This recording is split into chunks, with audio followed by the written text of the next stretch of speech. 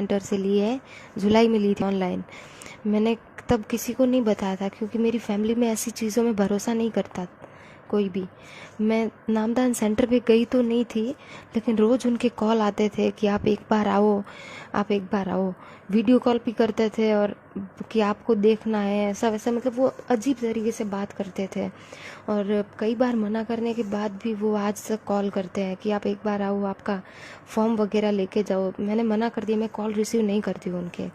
जहाँ तक संभव हो मैं हर नियम की पालना करती हूँ जो गुरुजी ने बता रखे हैं, बट कभी कभार फैमिली की वजह से मजबूरन आन उपासना करनी पड़ जाती है। मैंने फैमिली में बताया था कि मैं ऐसी आन उपासनाएं नहीं करूँगी, लेकिन वो गुरुजी के बारे में ही उल्टा सीधा बोलने लग गए, गालियाँ देने लग गए उन्हें। तो मैंने छोड़ दिया, मैंने कहा चलो ठीक है, मैं आपकी बात मान लूँगी। बट मैंने वो मन से नहीं बोला था, मेरे मन में ऐसा कुछ नहीं था। मेरे घर में एक फ़ोटो लाई थी मैं गुरुजी की, लेकिन वो फ़ोटो मेरी सासू माँ ने वो फ़ोटो छुपा दी कहीं पे। अब मेरी कंडीशन ऐसी है कि मैं ना तो फ़ोटो रख सकती हूँ घर में, ना ज्योति जला पाती हूँ। ज्योति मैंने जलाई भी नहीं थी बिल्कुल भी नामदान लेने के बाद। मेरे पास कोई चरणामृत भी नहीं है, और ना वो गले वाला कुछ देते हैं ना गुरुजी, वो कुछ भी नहीं है। मुझे प्रथम मंत्र मिला है, उसका जाप करती हूँ, और 3 आरती है ना तीनों टाइम की, वो भी टाइम पे करती हूँ मैं। और गुरुजी के काफ़ी सत्संग सुने हैं मैंने, उनमें ये भी बताया कि मृत्युभोज वगैरह ऐसा नहीं खाना चाहिए हमें। लेकिन मेरे घर में ही मेरे परदादी सास की डेथ हो गई थी, तो जस्ट अभी हुई है, 10-15 दिन हो गए। तो उनके पीछे मृत्यु भोज रखा था मेरी फैमिली ने, वो भोजन भी मैंने खा लिया। तो घर में रहती हूँ तो खाना पड़ता है।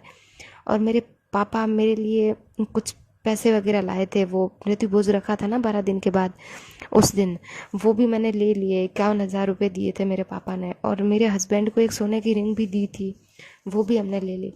पर मुझे ऐसी चीज़ों के बारे में पता नहीं था। आपके वीडियो वगैरह सुनती थी तो उसमें ये सब था कि पैसे वगैरह नहीं लेने चाहिए, मुझे पता नहीं था पहले, सो मैंने ले लिए। तो अब ना मेरे नियम वगैरह खंड हो गए, ये भी नहीं पता मुझे। मैं भक्ति तो करती हूँ। आप ना शंका समाधान कीजिए भगत सिंह। बंदी छोड़ सतगुरु रामपाल जी महाराज जी की जय हो। सत्साई बहन जी, बहन हर औरत मीरा नहीं बन सकती है, लेकिन कोशिश करे तो मीरा के जैसे भाव अपने सतगुरु के प्रति रख सकती है। और भाव यदि सतगुरु के प्रति रहेंगे तो फिर सतगुरु अंतर्यामी है, उन्हें सब पता है कि उसके जीवन में क्या क्या परेशानियां हैं, उसके जीवन में कैसी कैसी विपरीत समस्याएं हैं, क्या मजबूरियां हैं।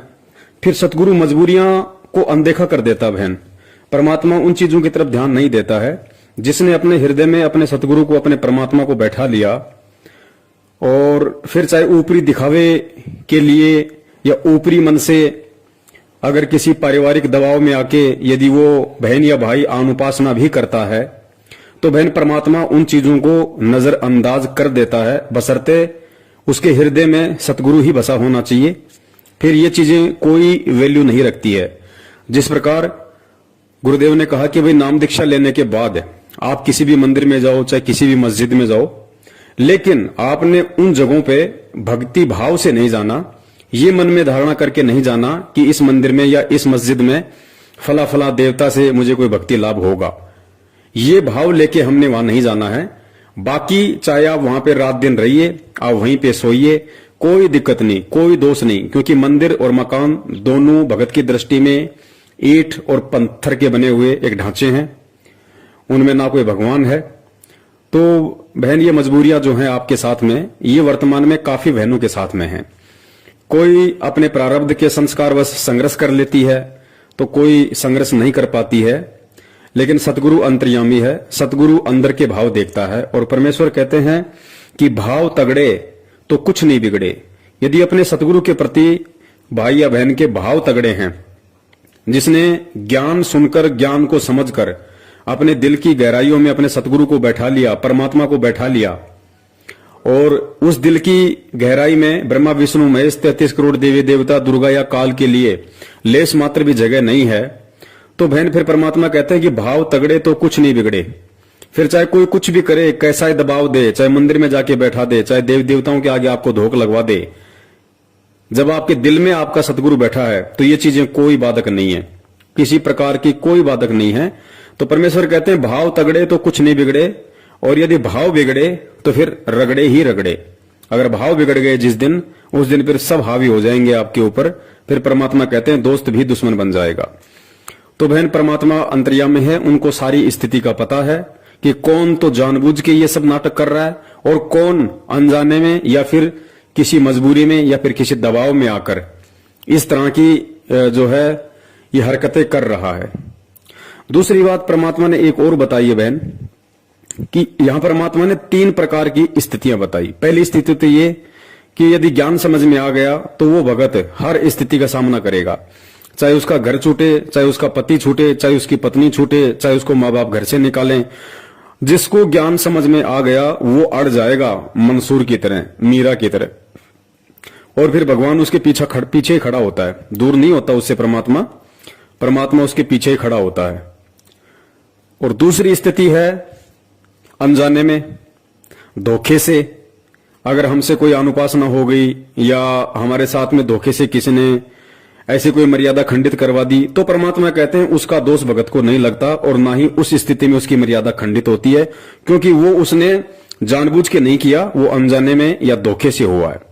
और तीसरी स्थिति परमात्मा ने बताई मजबूरी की। मजबूरी यानी भगत को ज्ञान भी है, उसको पता भी है कि अगर ये नियम परमात्मा का तोड़ूंगा तो इस नियम की ये सजा है और मैं परमात्मा से दूर हो जाऊंगा, परमेश्वर अपना पंजा मेरे शीश से उठा लेगा। ऐसी स्थिति में सब कुछ पता होने के बाद भी यदि वो दबाव में आके, मजबूरी में आके यदि वो परमात्मा का नियम खंड करता है, तो ऐसी स्थिति में गुरुदेव ने बताया कि जहां उसकी मौत होनी होगी वहां परमात्मा उसकी एक टांग तोड़ के रख देगा। जहां उसके संस्कारवश उसकी मौत लिखी होगी वहां परमात्मा इतना लाभ दे देगा, इतना बचाव कर देगा कि खाली उसका हाथ या पैर ही टूट के रह जाएगा। कहने का मतलब है कि भगत को 20 से 25% नुकसान उसके संस्कारवश वहां पे हो सकता है यदि उसका कोई माड़ा संस्कार हुआ तो ऐसी स्थिति है बहन इस भक्ति में। तो पुण्यात्मा, हमारे को अभी तक तत्व ज्ञान नहीं मिला था और जिस कारण से हमने यही सोच लिया था भी ये दुख सुख तो आते ही रहेंगे और ऐसे ही डमडमा चलेगा। नहीं, परमात्मा के चरणों में आने के बाद आपके ऊपर कोई आपत्ति नहीं आवेगी, आपके घर में हानि नहीं होगी। आपत्ति आवेगी तो को पहाड़ टूटना हो, सूली की सजा कांटे में टल जाएगी, जान जानी हो टांग टूट कर बच जाएगी। तो इस तरह की आपकी वो भी हमारी कुछ कमियां रह जाती हैं जिस कारण से हम थोड़ा बहुत कष्ट इसलिए भी उठाना पड़ जाता है क्योंकि हम थोड़े हैं।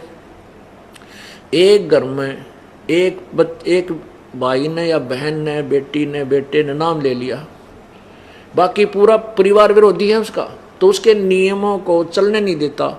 इस कारण से वो कोई ना कोई लोक लाज में, दबाव में छोटी मोटी मर्यादा भंग हो जाती है, जिस कारण से आने वाले संस्कार, बुरे संस्कार का समय सद गया, वो आना हुआ उधर से नाम टूट गया तो काल का दाव लग जाता है। तो फिर भी इतना बचाव कर जाते हैं परमात्मा। थोड़ी बहुत मजबूरी या अज्ञानता में, अनजानपने की तो माफ़ी है, और मजबूरी में जैसे मजबूरी माँ के तोड़ लिया तो जान जानी होगी तो टांग जरूर टूटेगी, और मर्यादा पूरी होगी तो एक आपका छींट भी ना लगने दे भगवान, अगर आप नियम नहीं तोड़ोगे, सत्कर मान लेना। तो आपको परमात्मा के प्रत्येक नियम का पालन करते हुए सत्य भक्ति करनी चाहिए और करते रहो, आपका बेड़ा पार हो जाएगा। बोलो सतगुरुदेव। दूसरी बात, ठीक है आप संघर्ष नहीं कर पा रही हैं, लेकिन आपने अपने दिल में अपने सतगुरु को बैठा रखा है, बहुत अच्छी बात है।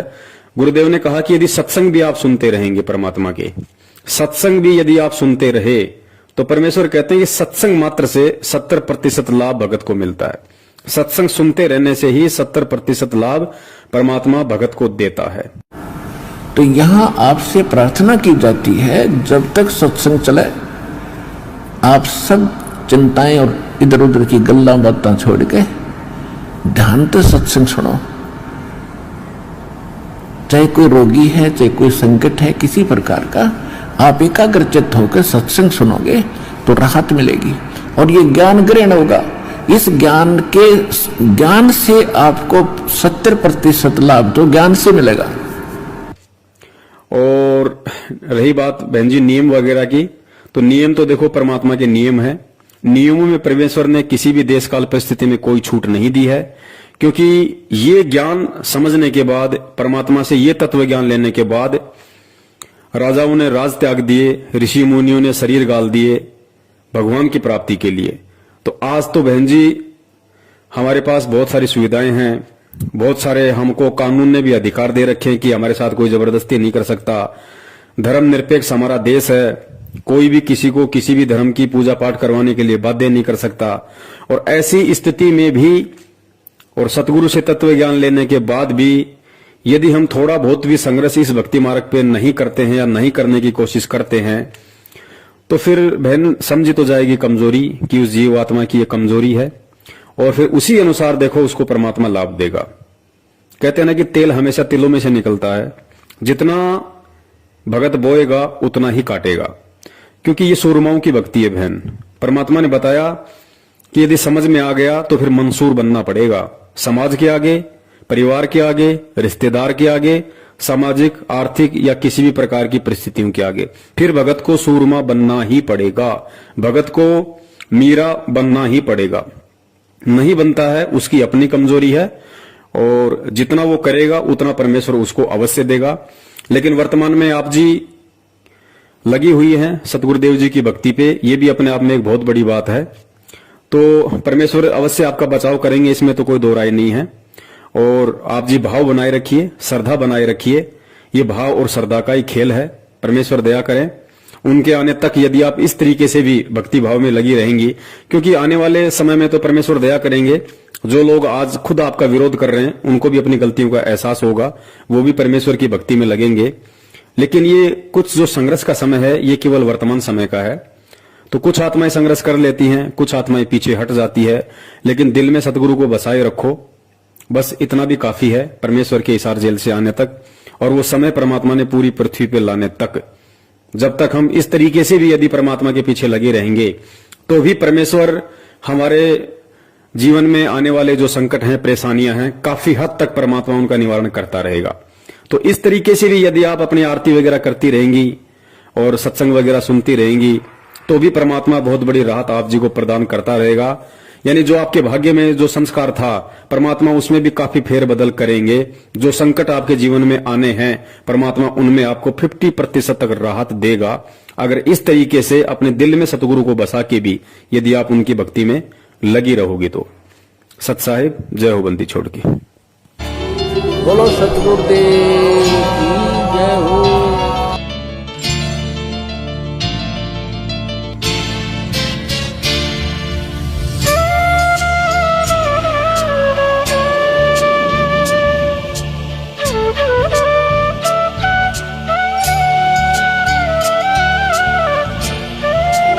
बोलो सतगुरुदेव की जय हो।